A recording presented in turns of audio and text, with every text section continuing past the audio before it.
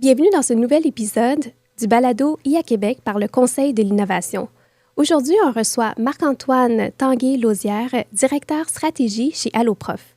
Avec lui, on va discuter de la façon qu'Alloprof utilise l'intelligence artificielle pour aider les élèves québécois à améliorer leur réussite scolaire et comment le mouvement créé par Alloprof aide au changement dans le secteur de l'éducation.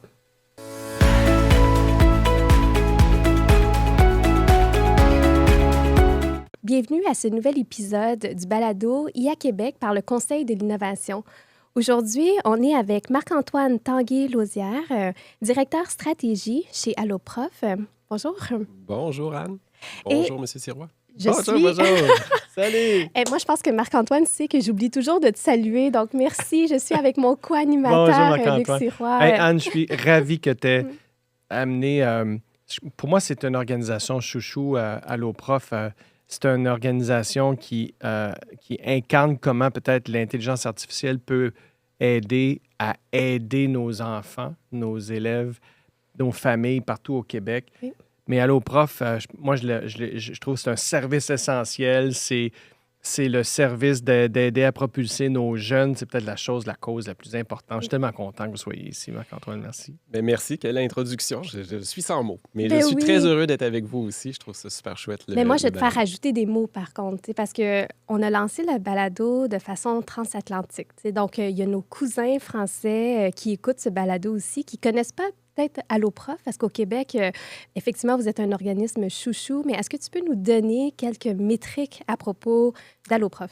Oui, bien, c'est vrai qu'Alloprof occupe une super grosse place dans le système éducatif au Québec. Juste dans la dernière année, on a aidé 550 000 élèves. On parle de plus que la moitié de tous les élèves qui se tournent vers Alloprof. Puis il faut le rappeler, là, ils le font spontanément. Là, ils ne sont pas obligés. Donc, c'est parce qu'ils veulent réussir. 550 000 élèves. Au-dessus d'1 demi-million pour un total de 60 millions d'accompagnements scolaires qu'on a générés dans la dernière année. Là, ça, on parle sur 60 une année. millions d'interventions. Oui. Incroyable. Ça veut dire 60 millions de parents soulagés, heureux.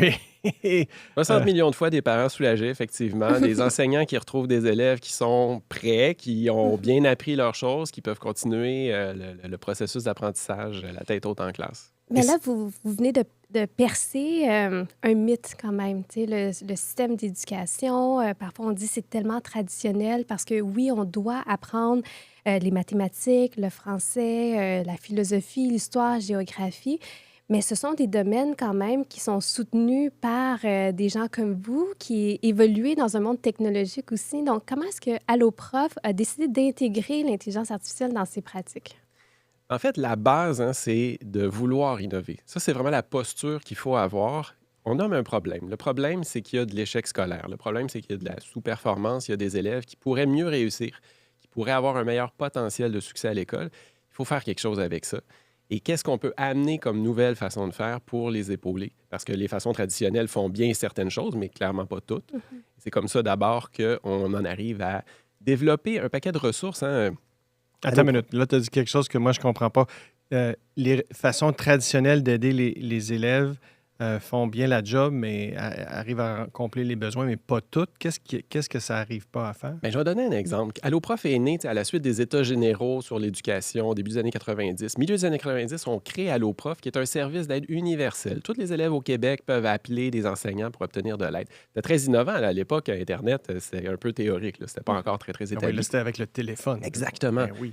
Donc là, gratuitement, ils pouvaient obtenir de l'aide comme ça. Mais ça, c'est une posture d'innovation pour dire... Oui, il peut y avoir du service d'aide aux devoirs à l'école ou dans des organismes communautaires, mais il y a encore des défis scolaires chez les élèves. On va créer une nouvelle façon d'aider. Ça a donné un coup de main. Après, Internet s'est développé, puis là, on a continué à développer les plateformes, les ressources, des jeux, des vidéos, etc., etc. Et à chaque fois qu'on a fait ça, on a aidé mieux plus d'élèves. C'est vraiment ça la posture. Et on arrive là, au tournant des années 2020 où c'est vraiment l'intelligence artificielle qui est le levier d'innovation qui va nous permettre d'aller encore plus loin. Oui, parce que c'est vrai que là, on voit comment l'intelligence artificielle tout seul peut aider à résoudre des problèmes, expliquer plein de choses. Mais là, c'est pas encadré, on ne sait pas d'où ils prennent leurs références, on n'est pas sûr de l'approche. Puis c'est qui cette intelligence artificielle-là qui est avec nos enfants dans leur chambre? Vous autres, vous faites quoi? Alors, nous autres, on prend ça à bras-le-corps parce que autant il y a un potentiel extraordinaire, autant il faut se poser les bonnes questions aussi, puis s'assurer que le remède ne sera pas pire que le bobo. Alors, le danger qu'on voit, tu sais, puis il est facile à nommer, l'IA générative, le danger, c'est que ça simule la réflexion humaine. Ça peut amener carrément des réponses dans la bouche des élèves. Mais est-ce que l'élève a appris dans ce processus-là? Ben non, pas du tout. Et l'IA générative, c'est comme une calculatrice. Là. Une calculatrice ne rend pas un élève compétent en mathématiques. L'IA générative ne rendra pas un élève compétent dans aucune matière. Ça doit être un outil, un support qui va l'amener vers ça. Mais les outils ne sont pas réfléchis de cette façon-là. Ils ne sont pas pédagogiques sur le marché en ce moment. Donc, est-ce qu'on est capable de les rendre pédagogiques pour faire en sorte qu'il y a une espèce de friction? Il ne faut pas que ça soit trop facile. Il faut que l'élève travaille aussi.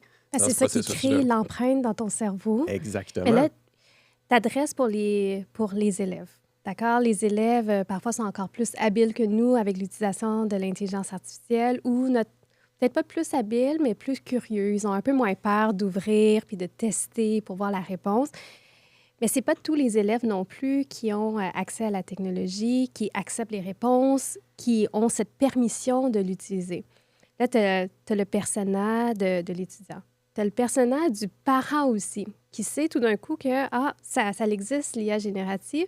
Et en plus, tu as l'enseignant. Puis là, vous, chez Alloprof, vous naviguez à travers ces trois personas-là. Quel est votre rôle à l'intérieur de cette acceptabilité-là? Mais notre rôle, c'est de la considérer à la base, l'acceptabilité. Puis pourquoi est-ce qu'il n'y a pas de solution d'IA générative dans l'offre d'Alloprof en ce moment? C'est parce que ce n'est pas encore prêt. Tout simplement parce qu'il faut que ça soit acceptable. Il faut prendre en considération les préoccupations absolument légitimes des élèves. Je vous avouerai qu'il y en a aussi, mais c'est surtout des préoccupations adultes, des parents et en particulier des enseignants. Ce risque-là de tricherie, ou au-delà de la tricherie, c'est une espèce de paresse. On avait eu ce problème-là avec Wikipédia à l'époque, rappelons-nous. Ils copie-collent des extraits de Wikipédia, ils n'ont rien appris en réalité, mais c'est un peu ça qui se répète finalement avec une autre technologie où le copier-coller est plus difficile à détecter.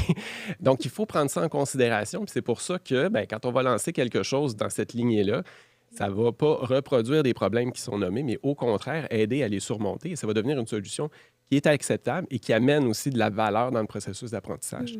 Donc, on est au printemps 2025. Vous n'avez pas encore votre offre d'IA générative, mais vous utilisez quand même de l'intelligence artificielle qui est exposée à ces trois personnes-là. Est-ce que tu peux nous décrire un peu le type de solution qui se retrouve entre les mains des élèves, des enseignants aussi? Oui, absolument. On est, en fait, on s'intéresse à l'intelligence artificielle depuis pas loin de 10 ans chez Alloprof. C'était déjà pas très discuté dans la société qu'on regardait un peu le potentiel parce que il y en a un potentiel. Ce que l'IA peut faire, c'est mettre à l'échelle l'individualisation de l'apprentissage. On est capable de vraiment adapter très spécifiquement à l'élève, à ses défis, à son profil d'apprenant, l'accompagnement scolaire dont je parlais tout à l'heure. Donc ça, c'est un potentiel qu'on a cerné il y a déjà une dizaine d'années.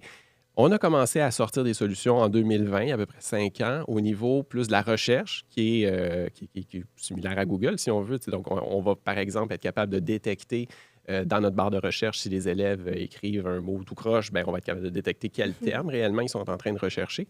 De la recommandation. Donc, en fonction de la question qui est posée par l'élève, quel genre de contenu répondrait le mieux à ça à l'intérieur de notre base de contenu? Puis il y en a 150 000 et plus, là. Donc, c'est pas facile nécessairement pour un élève, surtout s'il n'est pas nécessairement à l'aise dans la matière, d'aller retrouver le bon contenu pour répondre à sa question, mais notre recommandation va aider. Donc, on est dans une logique d'analyse prédictive, des technologies quand même matures, assez sécurisantes. C'est ça qu'on a lancé à la base et ça facilite l'expérience de l'élève, ça l'amène plus rapidement vers le bon contenu dont il a besoin. Ça, c'est très dérisqué. Oui. Et là, on est rendu à un autre niveau où on arrive vers des technologies conversationnelles où il y a plus de considération là, à prendre. Mais là, en parlant de considération, là, j'ai dressé 3 personas, mais je pense qu'il faut parler du persona principal qui est les équipes. Donc, il a quand même fallu que vous fassiez un changement culturel ou un virage technologique au cœur même d'Alloprof. Je pense que vous êtes une centaine. Comment on arrive à adopter l'intelligence artificielle dans un milieu, une centaine, où vous vous adressez autant de public que ça? Oui, c'est un défi, puis c'est une équipe qui a grandi beaucoup aussi dans les dernières années, puis dans laquelle on a ajouté des nouveaux métiers. Alloprof, à la base, on est une gang de profs. On est des pédagogues, puis on a créé ces ressources-là en n'ayant pas nécessairement d'expertise en développement, par exemple. On n'a pas codeur chez Alloprof. On n'a pas eu ça pendant longtemps. Dans les dernières années, on a intégré ces métiers-là. Il y a beaucoup de valeur à ça parce qu'évidemment, ultimement, une solution Alloprof, c'est la conversation entre un développeur puis un pédagogue. Si on veut ramener ça à sa plus simple expression. C'est d'abord une volonté d'organisation. C'est une question de culture. Puis sur quoi ça repose, c'est il y a un problème. Il y a des élèves qui réussissent pas, qui réussissent moins bien ou qui, à travers leur parcours scolaire, voient leur confiance en eux s'effriter parce qu'ils ne rencontrent pas les succès qui amènent la valorisation. Mhm. Il ne faut absolument pas accepter ça comme société. Alors nous, c'est notre rôle. On est un organisme de bienfaisance, donc on a encore cette mission-là, on l'embrasse, puis c'est peut-être plus facile que globalement, socialement, de tout le monde adhérer à ça. Sauf que pour nous, c'est vraiment ça qui nous empêche de dormir. Les élèves doivent sortir de l'école la tête haute en se disant, bien, j'ai progressé, puis je suis plus prêt à embrasser la vie plus tard. Et je suis capable. Je suis capable, il n'y a pas rien qui va m'arrêter. C'est ça qu'on veut pour nos jeunes. Tout le monde veut ça. Ben oui. C'est ce que les jeunes veulent aussi, mais ce n'est pas le résultat pour tout le monde. Alors, comment est-ce qu'on est capable de les soutenir? Ben, des fois, ça peut être l'inverse. C'est comme, oh non, je ne suis pas capable, je suis un pas bon. Malheureusement, c'est un peu ça le message que beaucoup d'élèves reçoivent parce que ils réussissent moins bien que d'autres. Ça leur semble beaucoup plus difficile. Puis, à Alloprof, là, on est tellement bien placés. Il y a tellement d'élèves qui communiquent avec nous puis qui finissent par dire « Hein, c'est pas plus compliqué que ça. » Tu sais, c'est qu'ils cristallisent dans leur esprit que c'est dur, que c'est tough, qu'ils sont pas bons, mais à travers cet échange-là qu'ils vont avoir avec nos enseignants un à un, ils vont voir la lumière et se dire « Mais mon Dieu, Donc OK, ça, je me faisais continue. une montagne d'un caillou. » Donc ça continue, cette interaction un à un. C'est pas parce que vous avez des engins de recherche plus intelligents que cette interaction-là a disparu. Comment vous avez fait pour convaincre vos centaines d'employés qu'ils vont continuer à interagir avec les élèves? Parce que j'imagine que c'est la raison d'être pourquoi ils sont là.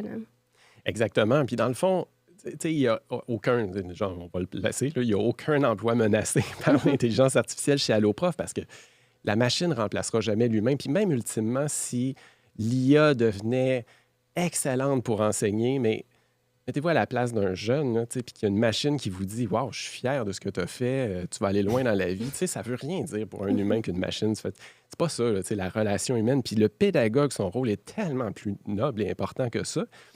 Mais c'est en appui. Puis c'est toujours comme ça qu'on a développé nos ressources sur Internet. On était au téléphone, puis on voyait bien que 90% des questions, c'était les mêmes qui revenaient.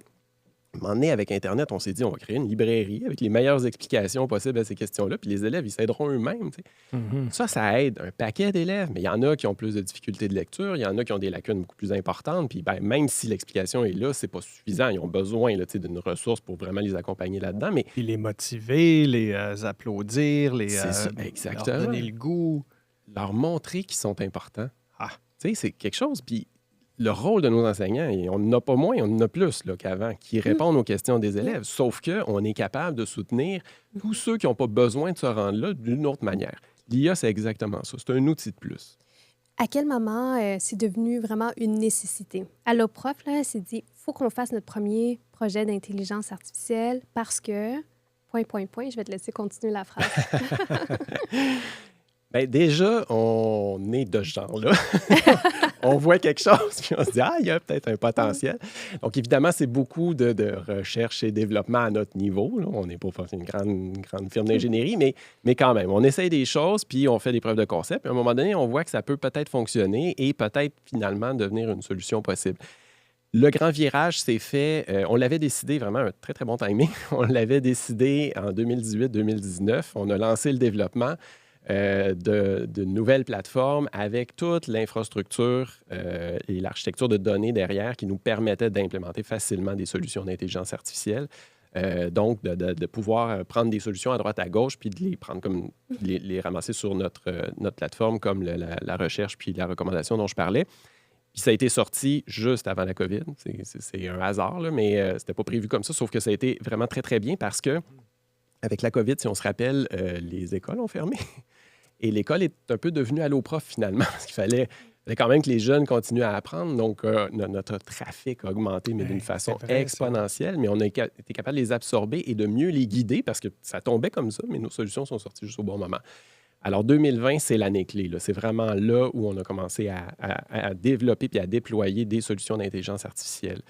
Puis, Je vais prendre une tangente pour nos grands entrepreneurs là, qui nous écoutent. Là. Vous êtes quand même partis d'une problématique. Votre problématique, est-ce que c'était le volume grandissant? Est-ce que c'était le nombre de matières que vous deviez desservir? Une plus grande géographie que vous deviez desservir? Donc, c'est quoi le premier problème qui a fait en sorte que l'IA, c'est devenu un incontournable? C'est devenu un incontournable sur, tu sais, si on le prend vraiment sous cet angle-là, c'est un enjeu qu'on pourrait appeler de découvrabilité, un peu comme sur un Netflix. Ben, tu as tellement de titres que tu ne te retrouves plus, puis tu ne sais pas trop qu'est-ce qui te correspondrait, puis qu'est-ce que tu as envie d'écouter là-dedans. Mais c'est un peu ça, dans le fond. Énormément de contenu sur AlloProf. C'est super bien, mais comment est-ce qu'un élève qui ne sait pas exactement quel mot-clé va lui permettre d'arriver à la bonne solution va réussir à le trouver? Alors, ça a été ça à la base qui nous a amené à dire, bien, OK, on va leur donner des outils qui permettent de faire le pont entre l'élève, le besoin qu'il exprime. Peut-être que l'IA est capable de le compléter un peu parce que l'élève ne va pas nécessairement très bien nommer son besoin, vers la ressource qui va répondre à ce besoin-là. Mais donc, comment chercher quelque chose que tu ne sais pas? Tu ne sais pas que tu ne le sais pas, mais tu sais que tu en as besoin. Tu sais même pas les mots-clés à utiliser. Exactement. Tu ne sais pas que ça existe. C'est notre mantra à AlloProf. L'élève en difficulté ne sait pas ce qu'il ne sait pas. Donc, on se met toujours dans cette perspective-là. Il arrive sur AlloProf, il ne sait pas ce qu'il ne sait pas. OK, bon. Mais là, il est sur AlloProf. Qu'est-ce qu'on fait? Qu'est-ce qu'on fait avec ça? On ne peut pas présumer que l'élève va le trouver par lui-même.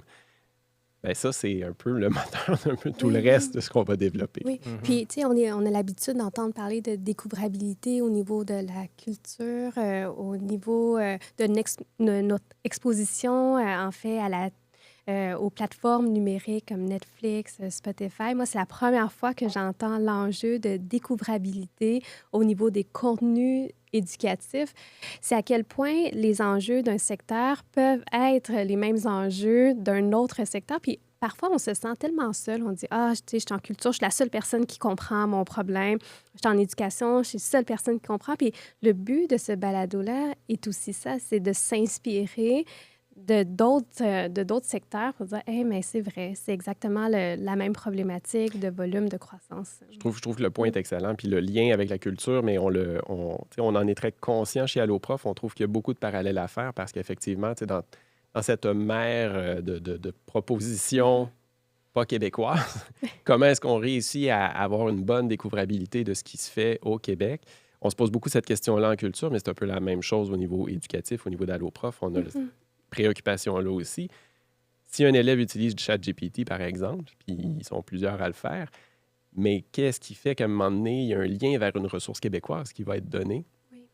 Bien, ça, c'est un enjeu de découvrabilité aussi qu'on comprend. Après, je pense que ChatGPT n'est pas forcément la bonne solution pour beaucoup d'élèves parce qu'il n'est pas pédagogue. Mais c'est ça, il faut aussi voir comment est-ce qu'on réussit à être dans le radar des élèves. Ça a toujours été ça. Pourquoi AlloProf est sur YouTube? Pourquoi est-ce qu'on fait même des vidéos sur TikTok? On est dans leur environnement naturel. Peut-être pas l'idéal qu'ils passent des heures là-dessus, mais tant qu'à, on va être là, oui, on va offrir du contenu pédagogique. Puis tout d'un coup, ils vont faire « Ah oui, c'est vrai, j'ai un examen demain, c'est peut-être une bonne idée. » Oui. Nous, on a lancé le rapport Prêt pour l'IA il y a presque un an et quelques mois déjà. C'est un rapport qui a été fait sous une réflexion collective. On parle d'encadrement, oui, on parle d'anticiper les différents changements dans la société, mais on parle aussi de former la nation. Est-ce que vous, chez AlloProf... Former la nation, l'importance de l'éducation. Former la nation, c'est un peu... maintenant, on doit, les professionnels, les métiers, les travailleurs, travailleuses doivent s'adapter. Mais l'éducation... être des meilleurs humains, avoir les bonnes compétences pour être des bons, des personnes qui transcendent l'intelligence artificielle, mais qui restent fondamentalement des humains qui sont capables de faire arriver des choses puis qui restent en contrôle aussi. Mais Luc, toi, je sais que tu as un grand coup de cœur, puis tu n'es pas le seul à avoir un grand coup de cœur pour AlloProf. Toi qui entends qu'AlloProf utilise l'intelligence artificielle, c'est quoi qu'est-ce que ça suscite? Bien, c'est justement, je pense que Marc-Antoine, c'est qu'il y a un potentiel de démultiplier la profondeur, la disponibilité d'AlloProf, le temps passé à aider patiemment, mille et une fois, faire répéter différents exercices de mathématiques qui sont appropriés puis qui évoluent au rythme de l'enfant.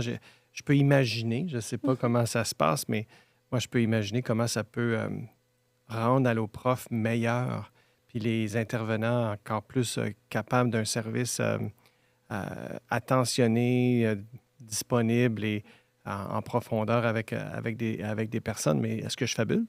Mais en fait, moi, quand j'ai entendu parler qu'Alloprof utilisait l'intelligence artificielle, j'ai eu comme un sentiment de confiance. C'est L'éducation, vrai, hein? c'est la base de tout dans la société. Puis Alloprof utilise l'intelligence Et c'est des artificielle. gens de confiance, Et c'est des on gens de leur confie confiance. nos enfants. Donc, parle-nous un peu de ce que vous avez réussi à créer comme message aussi au-delà de votre mission. Oui. Je veux juste revenir sur le rapport puis tous les travaux qui ont été faits autour de ce rapport-là. On a participé au forum, puis c'est vrai, je me rappelle sur les écrans, hein, les nuages de mots, qu'est-ce qui était le plus important, puis éducation était le mot le plus fort là-dedans, prenait le plus de place. Et, euh, et on est très conscient qu'il y a une responsabilité avec la confiance qu'on nous donne. Euh, il faut être à la hauteur. Et je pense que c'est hyper important d'être très transparent, d'une part, pour mériter cette confiance-là. Et aussi, on est un organisme éducatif. Donc, quand on parle de l'intelligence artificielle, je vous rejoins totalement. Il ne faut pas être des spectateurs d'une technologie. Il faut être les acteurs de cette technologie. Ça doit nous servir. C'est à nous à décider comme humains qu'est-ce que ça va venir faire. Donc, un élève, dans son parcours scolaire, peut être aidé par un outil d'intelligence artificielle, mais il ne faut pas qu'il soit soumis à cet outil-là. Oui. C'est lui le maître, en quelque sorte, qui va utiliser l'outil aux fins qu'il va avoir décidé. Puis on a un devoir de formation chez Alloprof. Si on propose un outil d'intelligence artificielle aux élèves, bien, il faut aussi leur expliquer comment ça fonctionne. Il faut participer à cette formation-là de la compétence numérique qui englobe plein de choses, mais dont aussi ce rapport-là aux algorithmes qui vont devenir de plus en plus importants dans nos vies. Il faut absolument que les jeunes, en général, la société aussi, comprennent de quoi il s'agit. Ça va atténuer des peurs, mais ça va aussi développer un esprit critique sur des éléments qui sont essentiels de garder. Quand on parle à un robot conversationnel, on ne parle pas à un être intelligent. Ce n'est pas de l'intelligence, ce n'est pas artificiel. C'est une simulation cognitive qui est tout à fait réelle, qui est devant nous. C'est le résultat d'équations mathématiques, mais il faut comprendre ces choses-là pour voir quelle place ça joue réellement dans nos vies. Oui, oui. Puis, tu sais, le portrait qu'on fait de l'éducation, c'est aussi un terrain de jeu où c'est correct d'avoir des échecs. Puis, comme on est dans l'intelligence artificielle, c'est une science non finie aussi. Il y a de la gestion du changement.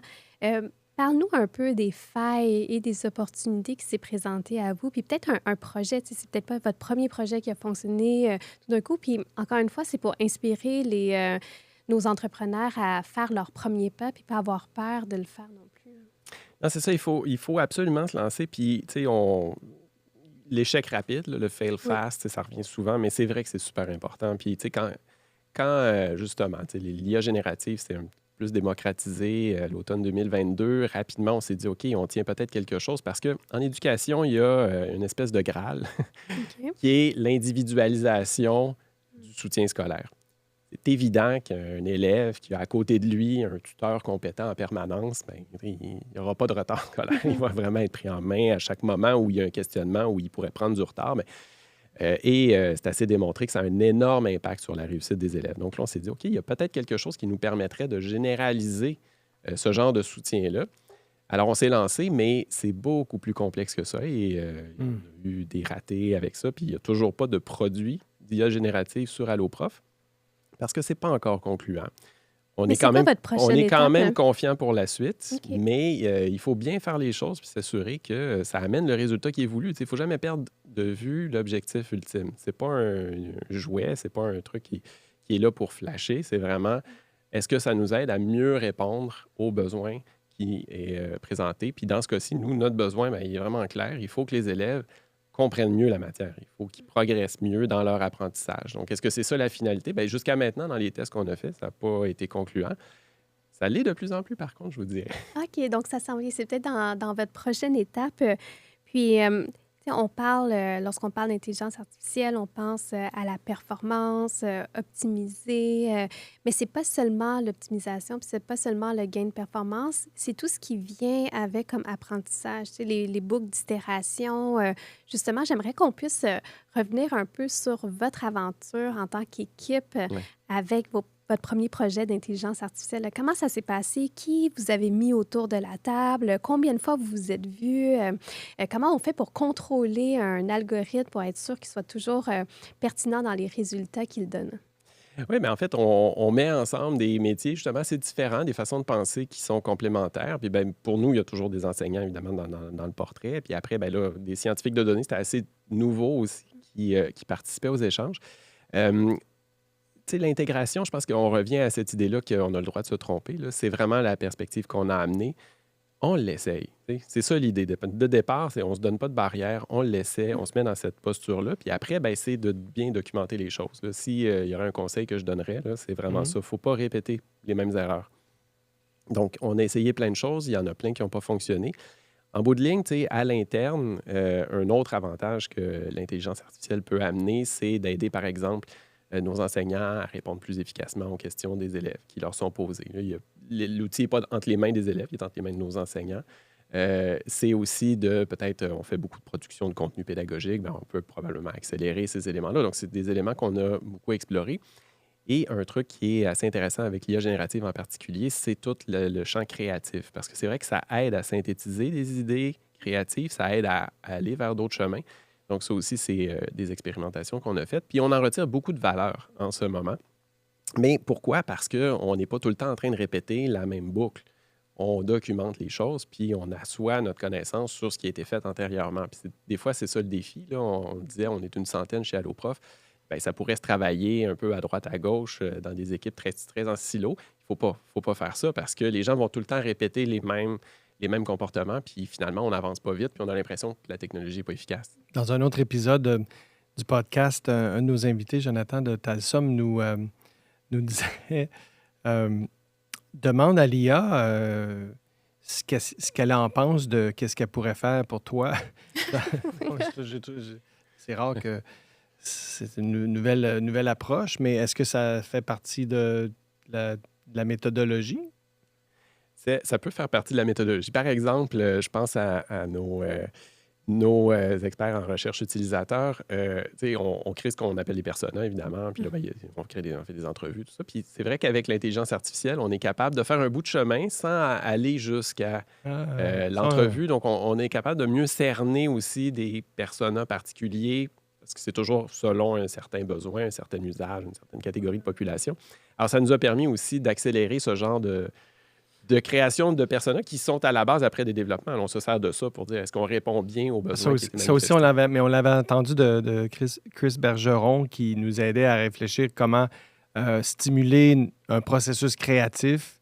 Et puis justement, ça a été la première chose qu'il nous a dit dans la création de personas avant d'aller vers des choses un peu plus sophistiquées. Ça peut nous faire... Je suis content d'entendre que vous avez déjà mis en place des processus comme ça. Ah, ben, je suis content de la référence à Chris parce que je le salue d'ailleurs. Il est derrière la création de notre personnage mascotte, Flo. Donc, En plus, je le salue.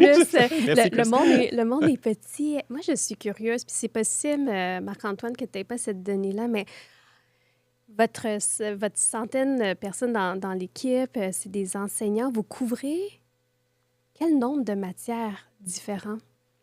On est sur toutes les matières, OK. on va dire de base. Là. C'est sûr qu'il n'y a pas de contenu, mettons, sur la musique OK. sur Alloprof. Mais sinon, tout ce qui est sciences, OK. univers social, français, anglais, Est-ce mathématiques. que vous avez commencé à recevoir des questions sur l'utilisation de l'intelligence artificielle? Pas tellement. Et ça, c'est un peu inquiétant dans le sens où c'est pas acquis, hein, la maîtrise de ces outils-là du tout. On le sait. Oui. Je défonce une porte ouverte. Mais non, c'est vrai qu'il y a quelque chose, il y a une lacune de ce côté-là. Il faut probablement, tu sais, on a souvent dit, OK, ben, le codage, les élèves devraient Oui, comme être moi, je pensais mieux que oui. initiés au codage. C'est un langage qui doit être mieux maîtrisé. C'est pas encore du tout OK. bien installé, puis l'appréhension de l'intelligence artificielle non plus. On peut en prendre un bout sur Alloprof. Honnêtement, là, je pense qu'on est capable aussi de probablement proposer des outils d'enseignement de ça, d'apprentissage un peu de comment ça fonctionne. Puis c'est d'autant plus pratique qu'ils vont les utiliser. Oui, puis je pense que Je posais la question, mais c'était comme un vœu aussi de me dire au moment où Alloprof va commencer à répondre à des questions sur le codage, Mm. sur la science derrière faire une bonne requête, ça veut dire que les écoles l'auront adopté parce qu'il y a toute cette science-là. Hein. C'est bien beau d'ouvrir ChatGPT ou toute forme d'IA générative. Si tu ne sais pas comment interagir avec, mais tu n'en ressors pas le résultat voulu. Donc, ce serait quoi, toi, ton souhait pour notre société de demain? Là? Ben, si on le demande, tu sais, en général, je pense que l'interdiction est un chemin un peu dangereux parce que ça ne fonctionne pas déjà. Et on a une opportunité d'accompagner les jeunes là-dedans. Tu sais, c'est pas parce qu'on leur interdirait l'usage, par exemple, de l'IA générative qu'ils ne trouveraient pas le moyen de s'en servir, évidemment, puis peut-être qu'ils le feraient mal et que ça les desservirait, eux, comme élèves. Donc, il faut probablement aller plus vers une approche où c'est très encadré, évidemment, mais où on leur donne aussi des outils pour mieux comprendre comment s'en servir et comprendre comment ça fonctionne. On est vraiment dans cette Donne-nous logique-là. des exemples, parce que là, nous, comme parents, puis j'entends beaucoup aussi les craintes initiales, quoi, que maintenant, les professeurs se sont appropriés beaucoup l'outil, puis ouvrent la voie, mais comment, justement, on doit enseigner aux élèves qui ont cet outil ultra puissant entre les mains? Qu'est-ce qu'on va faire différemment, par exemple? Il y a un guide quand même vraiment intéressant que le ministère de l'Éducation a produit sur l'utilisation de l'IA, notamment générative, dans le contexte de l'enseignement. Ça s'adresse Bravo. aux enseignants, mais franchement, les principes sont quand même assez intéressants. Tu sais, ils émettent des préoccupations tout à fait légitimes. Puis ça va jusqu'à... il y a un coût environnemental aussi à l'utilisation des technologies en général. Donc, tu sais, il faut y aller d'une manière raisonnée. Ça peut servir de piste, par exemple, pour les enseignants, comment l'aborder avec leurs élèves. Mais globalement, je pense que dans le cas des élèves, on y revient toujours. Il ne faut pas que ça devienne une béquille. Tu sais, c'est surtout ça qui est le danger, à notre avis. C'est que ça devienne une béquille comme on le voit tellement, la calculatrice l'est. Nous, on a tellement d'élèves en secondaire 4, par exemple, qui nous posent des questions sur des équations algébriques, puis à force de le travailler, on se rend compte que finalement, c'est les fractions leur problème, parce qu'ils travaillent sur une calculatrice depuis 3 ans, puis ils ont oublié comment additionner des fractions. Mais c'est ça. Il faut éviter l'effet béquille et faire en sorte que cet outil-là, qui est capable de me générer carrément mon devoir au complet, ne fasse pas ça. Soit un partenaire de création ou de production du devoir, mais pas plus que ça. Alors, c'est de les amener vers ce genre d'éléments-là. Après, il faut vraiment faire prendre conscience aux élèves de l'importance qu'eux-mêmes adoptent cette posture-là pour avoir la maîtrise puis qu'il y ait de la réussite scolaire. Ça ne veut pas juste dire une bonne note, là. Ça veut dire que moi, comme jeune, je suis plus compétent dans ce champ de connaissances humaines-là, puis ça va me servir. Mais encore, là, on se souhaite qu'on ait la noblesse et l'humanité de se prendre en main, mais hein, des fois, les raccourcis arrivent vite, puis on est un peu paresseux comme Comme humain. comme humain, c'est ça. Est-ce que, comment un élève équipé d'IA devrait fonctionner, à part de lui dire, fais attention que ça ne devienne pas une béquille, c'est comment est-ce qu'on va faire des travaux, comment on fait des travaux, quel genre de travaux vont être faits maintenant que ces outils-là sont dans leurs mains. C'est quoi le futur d'être des étudiants? C'est une super bonne question. Les expérimentations qu'on voit, parce que beaucoup d'enseignants sont proactifs là-dessus puis communiquent, c'est d'avoir une approche qui est quand même assez proactive. Donc, vous avez le droit de vous en servir, mais voici les éléments que je m'attends de vous par rapport à ça. Donc, par exemple, oui, il est capable de générer quelque chose, mais ce que je veux, c'est que vous rentriez en conversation avec l'agent conversationnel, par exemple. Et ce qui m'intéresse, c'est pas la réponse, c'est vos questions que vous allez y poser. C'est là-dessus que je vais vous évaluer. Tu sais. Parce que poser une bonne question, honnêtement, c'est souvent plus difficile que de fournir une bonne réponse. Donc, c'est vrai que c'est un changement. Puis, tu sais, chez Alloprof, juste vous dire, moi, je vous dis ça, puis on est très conscient que c'est pas nécessairement facile à intégrer dans l'approche pédagogique de tous les enseignants au Québec. Puis, les contextes sont super variables, puis on est extrêmement respectueux de ça. Là. C'est pas du jour au lendemain que ça va se faire, mais je pense que le futur va être plus sur ça. On va rendre les élèves plus compétents. La gestion du savoir va être un petit peu plus déléguée probablement à la machine, bien que c'est toujours important d'en avoir, mais je pense qu'on va plus axer finalement l'enseignement vers le gain des compétences des élèves. Ou peut-être, est-ce que, par exemple, si on va leur demander de faire des débats oraux, des échanges, des présentations où ils devront répondre à des questions debout devant des pairs, est-ce que Le est-ce que retour vers ces oui, modes-là plus des traditionnels? modes, oui, comme ça, où là, c'est la personne qui devient plus développée. La personne puis le travail collaboratif aussi. Ah, Puis en fait, il y a un effet aussi de la technologie qui est quand même vraiment intéressant, c'est que ça désinhibe beaucoup de choses. C'est-à-dire que c'est souvent très gênant c'est de s'adresser à un groupe d'élèves pour un jeune. Par contre, en équipe, commencer à échanger avec un robot conversationnel qui était prompté pour personnifier tel personnage historique, par exemple, une façon de faire qui est moins gênante, qui est plus engageante et qui peut amener des élèves plus rébarbatifs, par exemple en histoire, à s'engager davantage dans cet apprentissage-là, parce qu'il y a quelque chose de dynamique, quelque chose où on a l'impression finalement qu'on n'est pas juste en train d'agober du savoir, mais qu'on est réellement en train comme d'un peu le c'est créer. interactif. Là, Exactement. Ça fait que ça, et on est dans un esprit collaboratif. Ça, c'est super important. C'est quand même une des grandes valeurs, je pense, de l'éducation du 21e siècle, cette capacité-là des humains à collaborer. Bon, j'avoue que depuis janvier de cette année, on le sent moins dans la politique internationale, mais ça devrait revenir. Normalement, l'humanité devrait aller vers un esprit de collaboration plus grand. Donc, ça reste important. Je pense que le Québec est quand même à la pointe dans l'éducation. On est critique, là, mais on est suivi par plusieurs comme étant plutôt en avance dans nos approches pédagogiques. Bien, continuons à être à la pointe. C'est super important. Donc, cette idée-là qu'on va amener les élèves à collaborer davantage, à développer leur esprit critique, leur connaissance fine des technologies, par exemple, qu'ils vont utiliser, ça, c'est porteur pour l'avenir. Il faut continuer à investir là-dedans. Et je trouve ça extraordinaire parce que quand même, il y a la croissance technologique, il y a eu les plateformes numériques, il y a l'intelligence artificielle, mais il y a tous ces principes-là éthiques aussi. Comment est-ce que vous balancez les deux chez Alloprof? Quels sont les principes directeurs de votre création ou utilisation de l'intelligence artificielle? C'est éthique d'abord. On est éthique first. C'est d'abord ça, en fait. Puis c'est le critère de base, c'est que ça soit acceptable. Dans notre cas, puis pourquoi est-ce qu'à Alloprof, on a confiance? Pourquoi on est crédible? Pourquoi est-ce qu'on est adopté autant par les enseignants, les parents que les élèves? Mais c'est parce que ça a toujours été au cœur de ce qu'on a fait.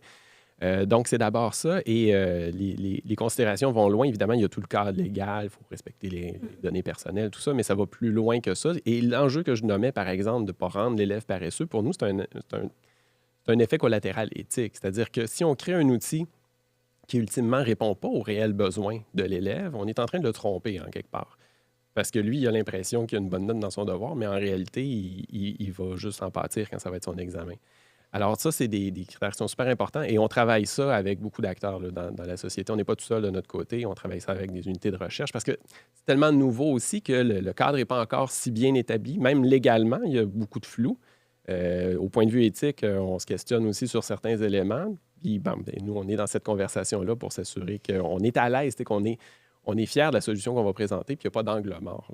Puis à travers cette conversation, je me rends compte à quel point les entrepreneurs ont exactement la même réalité. T'sais, les entrepreneurs veulent garder leur crédibilité, veulent garder cette acceptabilité sociale s'ils poussent des solutions, par exemple, de services à la clientèle propulsées par l'intelligence artificielle. Il faut que leurs clients soient bien au courant les différents principes éthiques qui semblent flous. L'éthique a tout le temps été floue, le bien, le mal, c'est quoi les frontières entre pousser la technologie, mais en même temps s'assurer de bien la faire pour le bien-être des employés. Comme l'impression que votre écosystème est exactement le même écosystème que les entrepreneurs.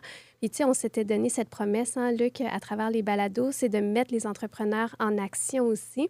Je voudrais t'offrir, Marc-Antoine, une dernière minute pour que tu puisses nous partager quelque chose peut-être que tu n'aurais pas pu nommer à travers ce balado. Puis, j'offrirai la dernière minute à Luc aussi. Là. Donc, vas-y, Marc-Antoine. Oui, bien, je vais lui prendre une dernière question. Okay, vas-y, Luc. Un dernier commentaire. Je m'excuse, mais c'est que là, ce que j'entends aussi, c'est beaucoup. Et j'aimerais entendre Marc-Antoine là-dessus, c'est que moi, ça me rassure beaucoup par rapport à notre jeunesse qui s'investit dans son éducation, qui se prend en main, qui est motivé à faire des démarches pour réussir et puis qui travaille fort. Donne-moi une perspective là-dessus. Est-ce que je me trompe de voir que finalement, notre jeunesse, elle elle est ambitieuse encore aujourd'hui, en 2025? Si on veut être pessimiste, il ne faut pas s'adresser à quelqu'un d'Alloprof parce qu'on a des millions d'exemples comme quoi ils s'engagent, ils s'investissent puis qu'ils veulent réussir, les jeunes. Tu sais, c'est quand on leur montre de la confiance, je pense qu'ils prennent ça au sérieux. Puis ils rendent justice à ça. Honnêtement, on a eu des gens, tu sais, qui venaient de répondre au téléphone, par exemple, des chefs d'entreprise, des ministres de l'Éducation qui sont venus, puis ils sont plus capables de raccrocher parce que, tu sais, ils voient que le jeune veut, là, tu sais, puis il veut continuer, puis il y a encore une question, puis, tu sais, généralement, pour être capable de répondre à plus d'élèves, on finit par dire, ben écoute, tu nous rappelleras plus tard, mais ils n'étaient plus capables de raccrocher. Ils veulent, les jeunes, ils veulent vraiment. Et par rapport à nous, dans notre cas, tu sais, on parle d'intelligence artificielle, tu sais, ça se construit beaucoup sur la donnée, puis évidemment, c'est les utilisateurs qui nous la donnent, cette donnée-là, là. Et on aime leur dire, et c'est ce qu'on va leur dire de plus en plus, on l'a construit ensemble, la solution. Parce que ce que vous donnez comme données à la machine qui sert à l'entraîner, l'améliore aussi, puis dans le fond, c'est un produit qu'on fait ensemble pour que tous les élèves en bénéficient au Québec et puissent en profiter. Écoute, alors je te relance la question de Anne. Ta minute pour tes messages aux dirigeants, dirigeantes ou d'autres éléments que tu aurais aimé contribuer?